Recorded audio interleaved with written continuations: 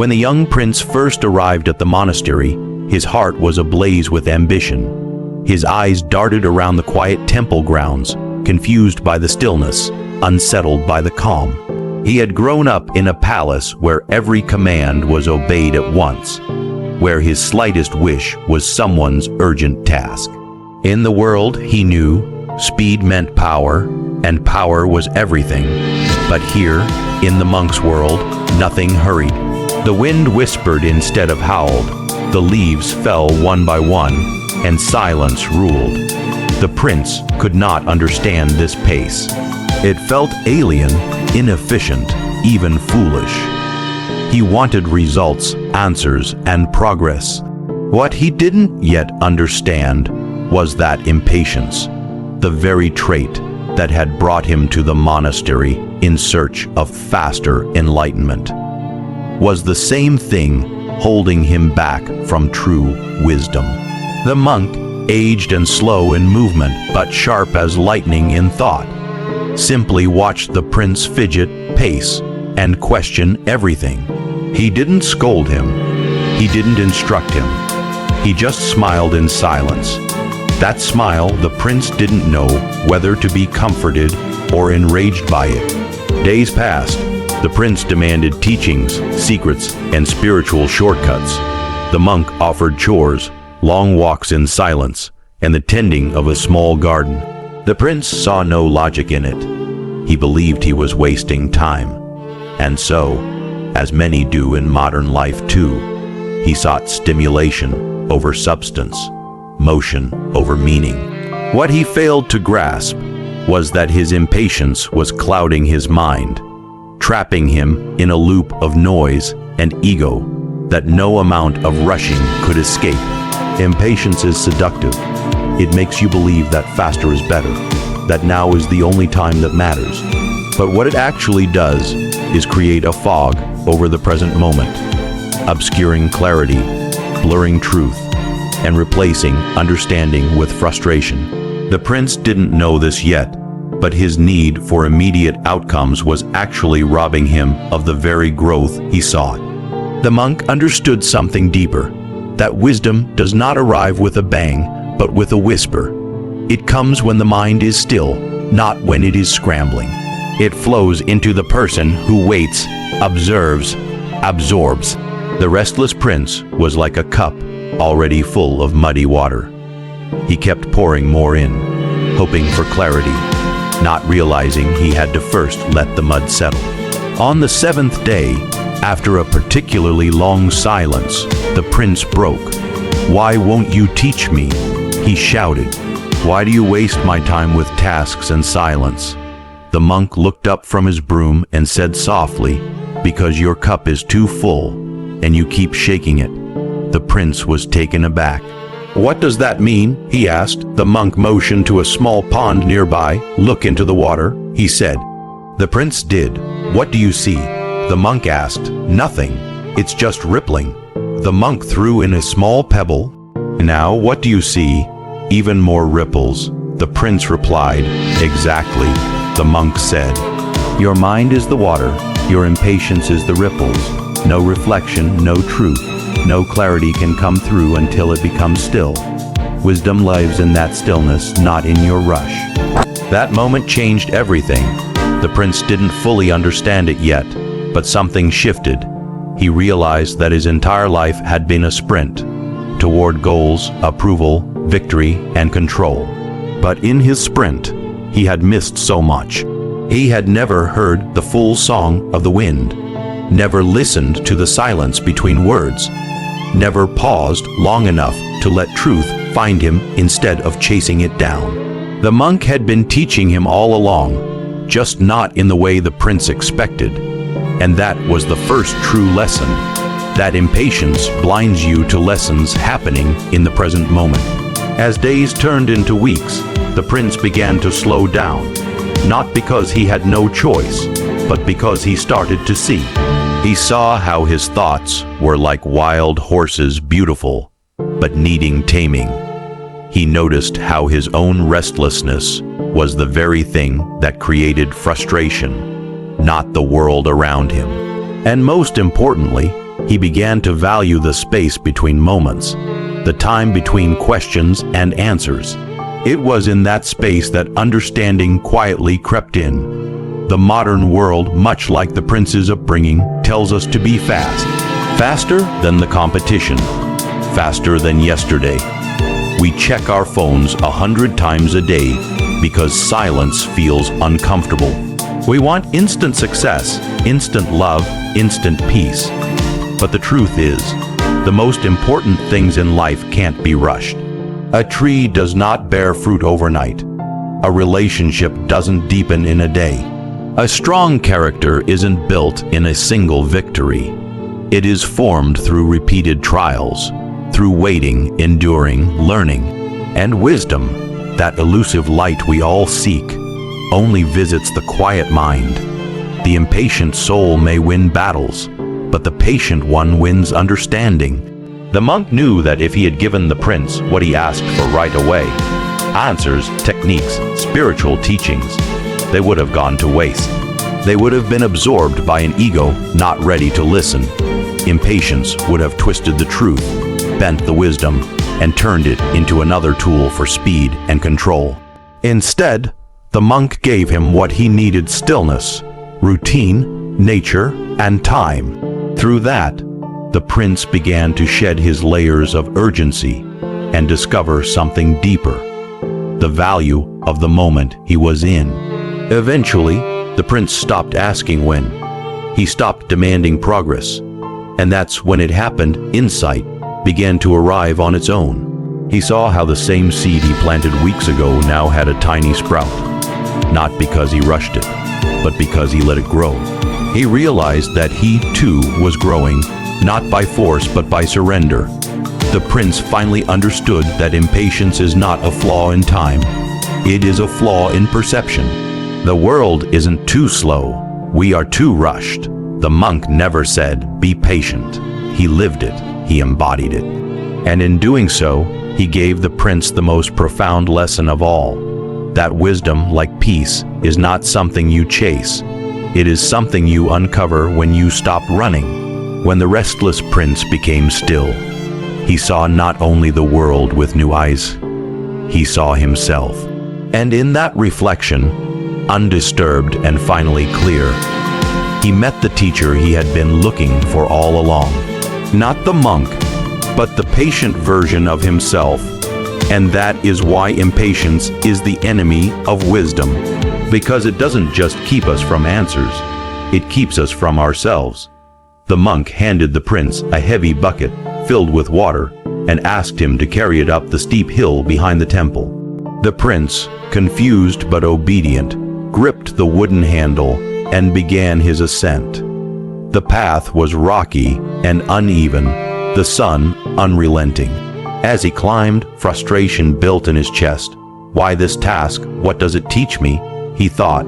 Sweat poured down his face, his legs ached, his shoulders burned, but he kept moving.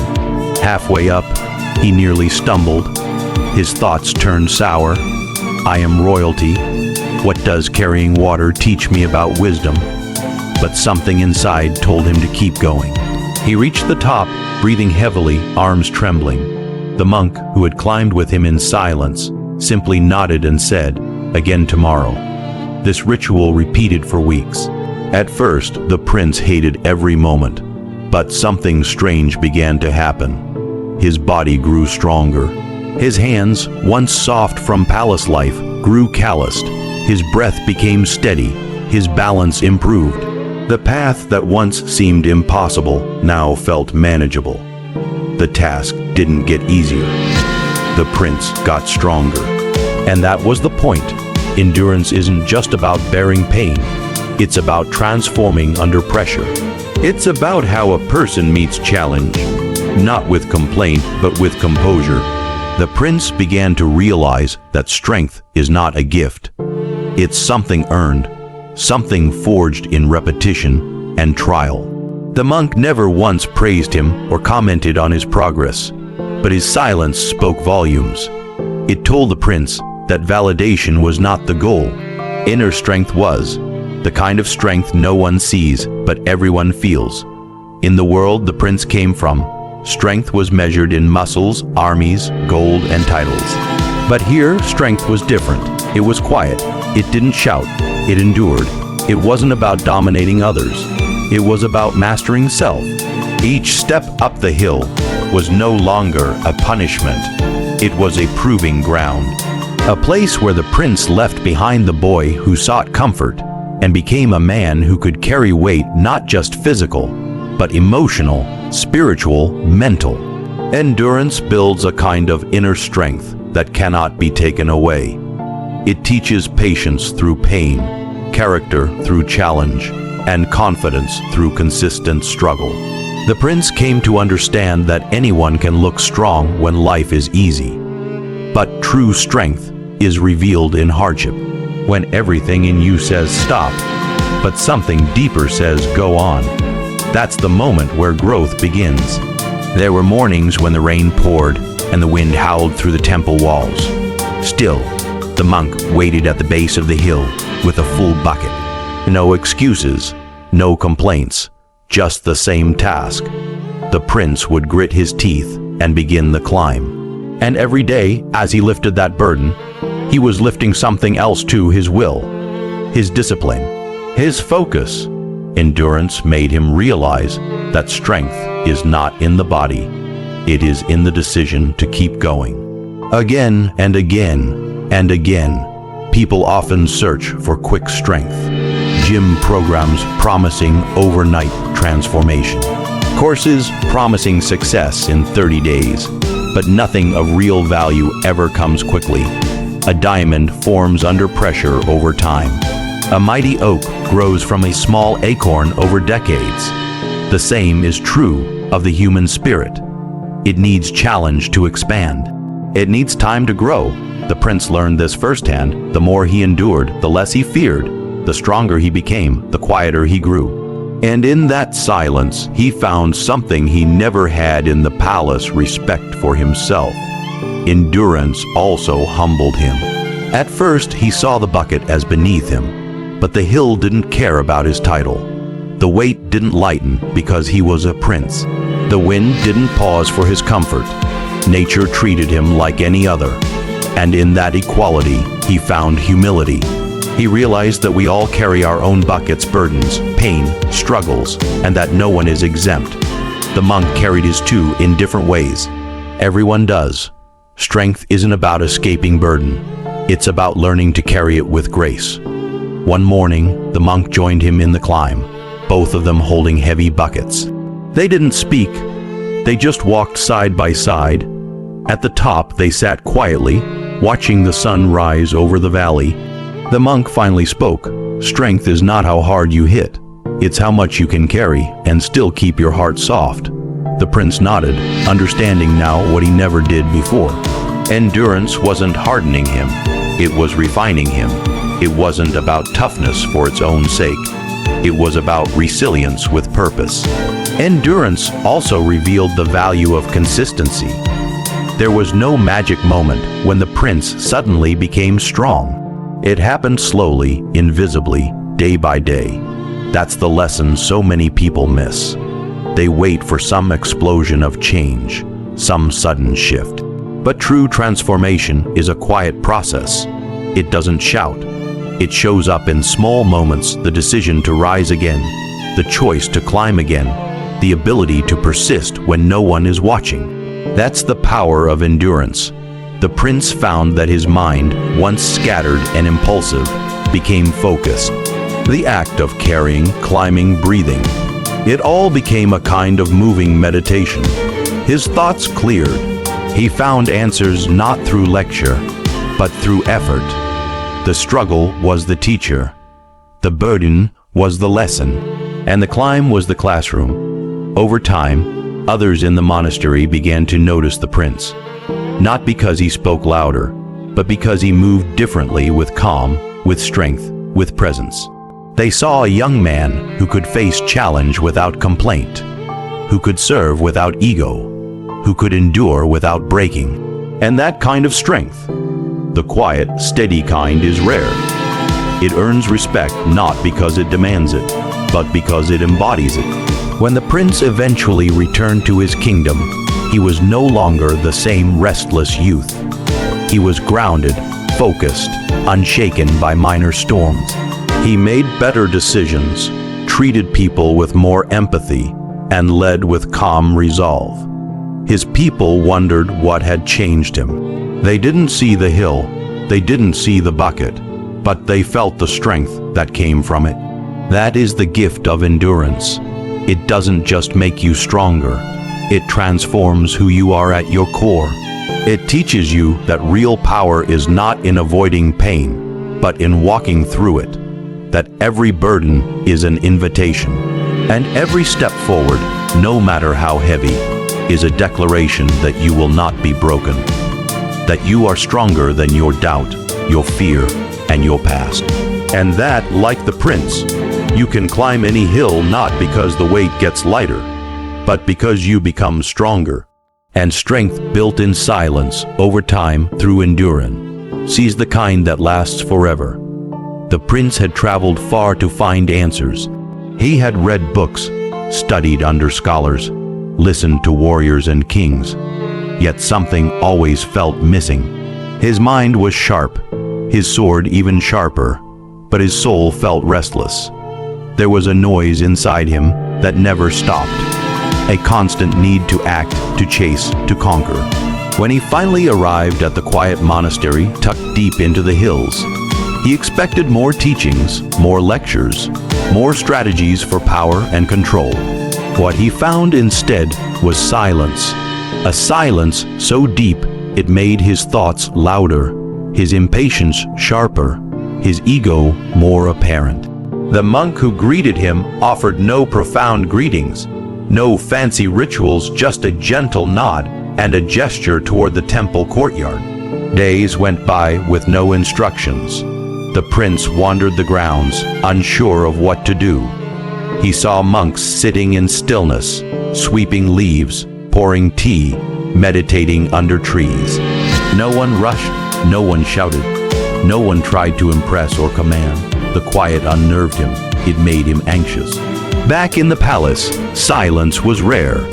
There were always voices, orders, clanging armor, and hurried footsteps. Here, the absence of noise made him confront something far more difficult than any enemy himself. The monk finally spoke after 3 days of silence. Stillness reveals what struggle cannot. That sentence echoed in the prince's mind like a riddle. At first, he dismissed it. What can stillness teach me? He thought. It's through struggle that kingdoms are won, respect is earned, and history is written. But the monk said nothing more, and the prince was left to sit with the discomfort of his own thoughts. And that's where the journey truly began, not outside, but inward.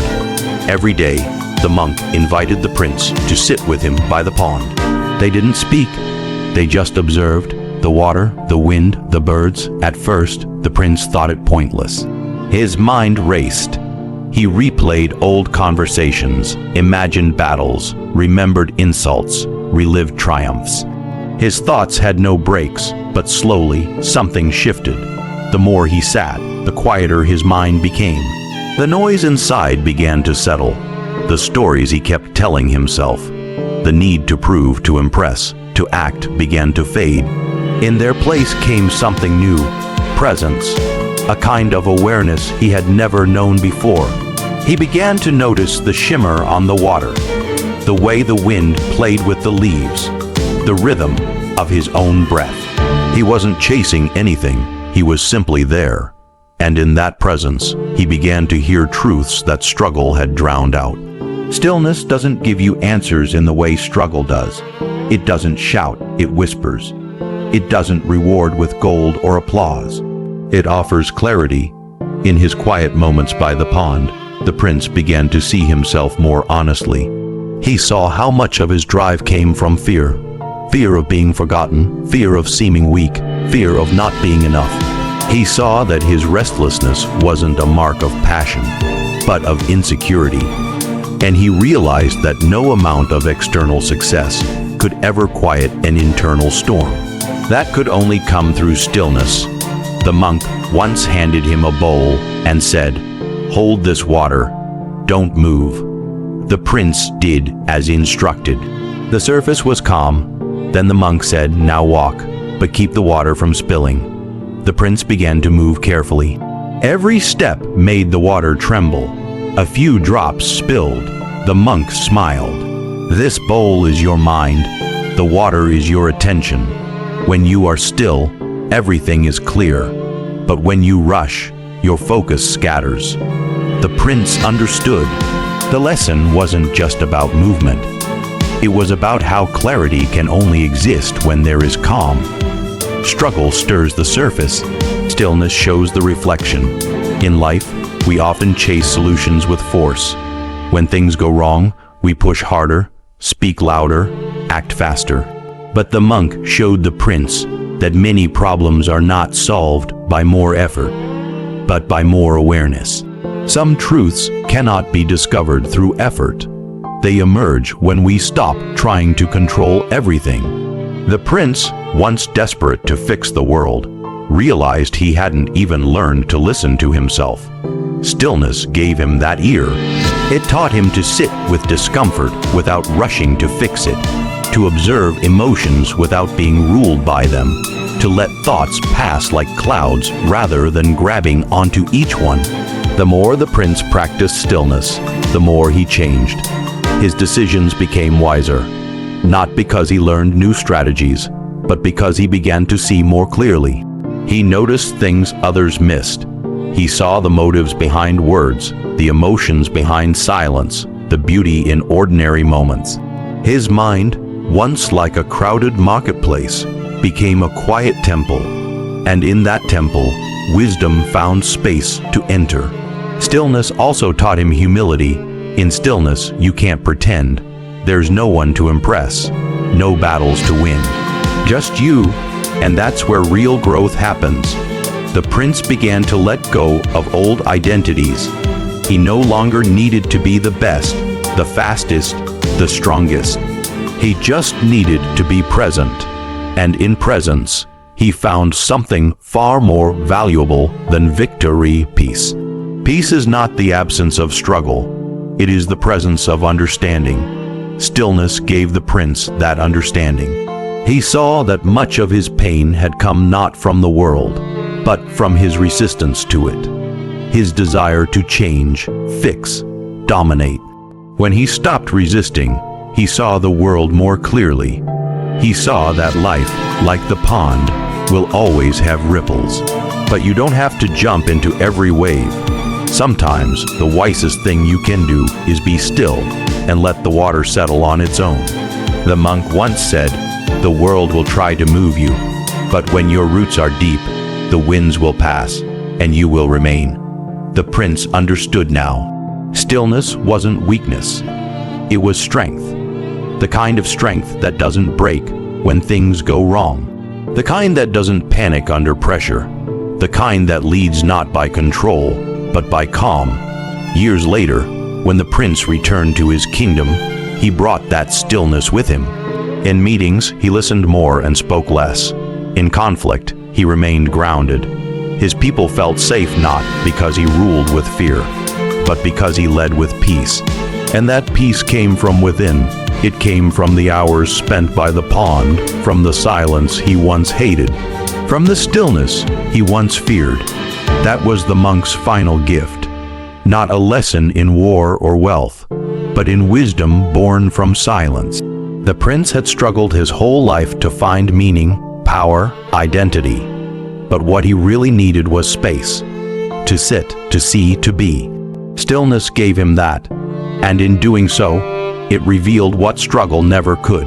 Stillness reveals what struggle cannot not, because struggle has no value, but because some truths are too soft to survive noise. Some insights too gentle to be heard through chaos. Stillness is not the end of action, it is the foundation of it. It is where real power begins, not in reaction, but in reflection. And in that sacred space of quiet, the prince found the answer he had chased his entire life. Not outside, not in others, but within himself, waiting, always waiting, just beneath the noise.